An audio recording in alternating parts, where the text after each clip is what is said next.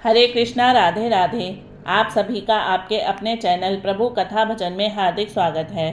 आज इस वीडियो में मैं आप सभी को पुरुषोत्तम मास का 15वां अध्याय सुनाऊंगी।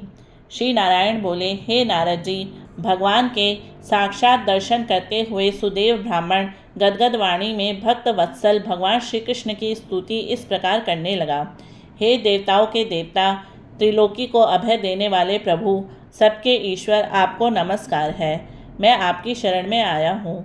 हे प्रभु, मैं दुखी दीन आपका भक्त हूँ। आप सबके बांधव हैं, मेरी आप क्यों उपेक्षा कर रहे हैं। ब्राह्मण सुदेव ने प्रभु की इस प्रकार जब स्तुति की, तब मेघ के समान गंभीर वाणी में भगवान बोले, हे बुद्धिमान तपस्वी पुत्र, तुमने भली भांति तप किया है। तुम जो मुझसे चाहते हो वह कहो, मैं तुम्हारे तप से प्रसन्न हूँ। सुदेव बोला, हे दीन बंधु, दया निधान, मुझे सुपुत्र दो। ब्राह्मण के यह वचन सुनकर श्री हरि कहने लगे, हे ब्राह्मण, ब्रह्मा ने तुम्हें पुत्र सुख से वंचित रखा है, इसलिए पुत्र को छोड़कर और कोई भी वस्तु मांग लो, मैं अवश्य दूंगा। श्री हरि के वचन सुनकर कटे हुए पेड़ की तरह ब्राह्मण गिर पड़ा।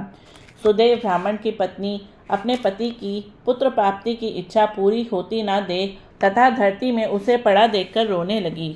बड़ी कठिनाई से धैर्य धारण कर अपने गिरे हुए पति से बोली, हे नाथ, उठिए, क्या मेरा वचन भूल गए। विधाता ने जो भाग्य में सुख और दुख लिख दिया, अपने कर्मों के अनुसार उसे मनुष्य भोगता है। हे पतिदेव, पुत्र की अभिलाषा और उससे उत्पन्न विषाद छोड़कर उठिए और श्री हरि से संबंध जोड़कर भक्ति का आश्रय लीजिए। जब ब्राह्मण पत्नी इस प्रकार कह रही थी, तब गरुड़ जी को अत्यंत दुख हुआ और कांपते हुए भगवान से बोले, हे हरि, देखिए, ब्राह्मणी शोक समुद्र में डूब रही है तथा ब्राह्मण भी आंसू बहाता हुआ दुखी हो रहा है। हे दीन बंधु, दया के समुद्र, आज आपकी वह दया कहाँ गई जो भक्तों पर रहती थी। आपकी सेवा का फल सभी को अवश्य प्राप्त होता है, फिर इस ब्राह्मण की पुत्र कामना पूर्ण करने में आपको क्या आपत्ति है। जो दानी हाथी दे दे, वह अंकुश देने में क्यों दुखी होगा। हे प्रभु, इस प्रकार तो आज से कोई आपके चरणों की सेवा नहीं करेगा। अगर इसे पुत्र ना दिया तो आपकी महिमा नष्ट हो जाएगी, इसलिए इसे एक पुत्र अवश्य दीजिए। भक्त सुदामा आपकी आराधना से पूर्ण सुखी बन गया था।